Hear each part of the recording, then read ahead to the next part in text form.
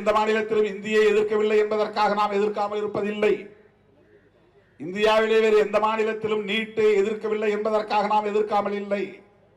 இந்தியாவிலே வேறு எந்த மாநிலத்திலும் மாநில உரிமைகள் தொடர்பாக யாரும் போராடவில்லை என்பதற்காக நாம் போராடாமல் இல்லை. இந்தியாவிலே பாலஸ்தீனியர்களுக்காக யாரும் குரல் கொடுக்கவில்லை என்பதற்காக நாம் அமைதி காக்கவில்லை. போராடுகிறோம், குரல் எழுப்புகிறோம். அதுதான் நம்முடைய பண்பு. இதை வளர்த்தெடுத்திருப்பது தமிழ் மண், தமிழ் மண்ணில் நிலை கொண்டிருக்கிற பெரியார், அம்பேத்கர், மார்க்சிய அரசியல் என்பதை நாம் புரிந்து கொள்ள வேண்டும். இந்த பெரியாரியத்திற்கு எதிராக இங்கே சில நச்சு கும்பல் அவதூறுகளை பரப்புவதை இங்கே தோழர்கள் சுட்டிக்காட்டினார்கள். இந்த இடம் ரொம்ப முக்கியமானது. ஏதோ பெரியாரை விமர்சிக்கிறார்கள், அது திராவிடர் கழகத்தின் வேலை அல்லது திமுகவின் வேலை என்று நாம் கடந்து போய்விட முடியாது. பெரியார் அரசியலை இங்கே கொச்சைப்படுத்துகிறார்கள், விமர்சிக்கிறார்கள் என்றால் அது சிறுபான்மை சமூகத்தினரின் அரசியலை நீர்த்து போக செய்ய முயற்சிக்கிறார்கள் என்றுதான் பொருள்.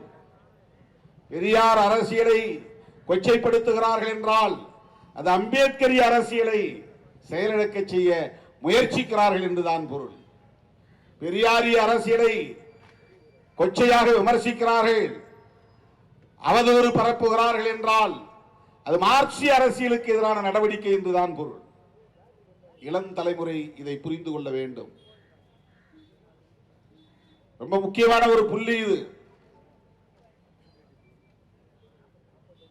RSS நீண்டகால செயல் திட்டத்தை இப்போது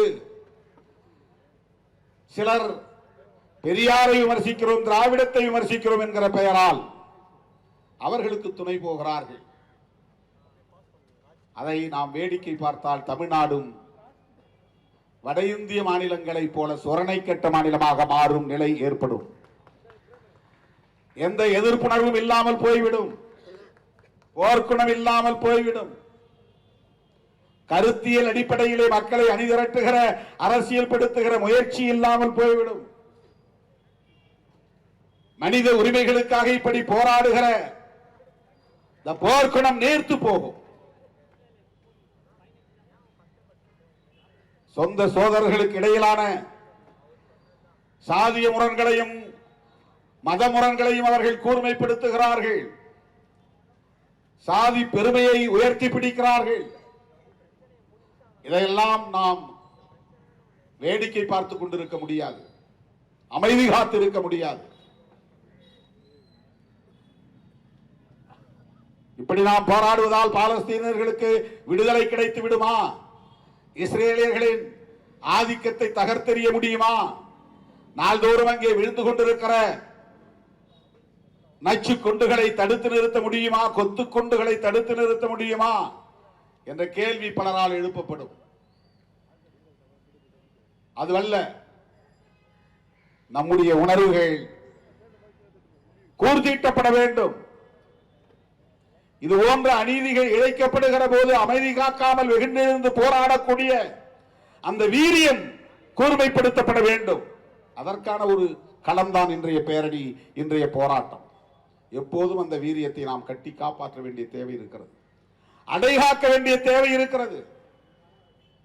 இஸ்லாமியர்களுக்கு எதிரான வன்முறை என்றால் அது இஸ்லாமியர்கள் பார்த்துக் கொள்வார்கள் என்றோ, தலித்துகளுக்கு எதிரான வன்முறை என்றால் அதை தலித்துகள் பார்த்துக் கொள்வார்கள் என்றோ நாம் கடந்து போய்விடக் கூடாது. எங்கோ பாலஸ்தீனியர்களுக்கு நடக்கிற கொடுமை, அதை நாம் என்ன செய்ய முடியும் என்று நாம் வாழாவிருந்து விட முடியாது.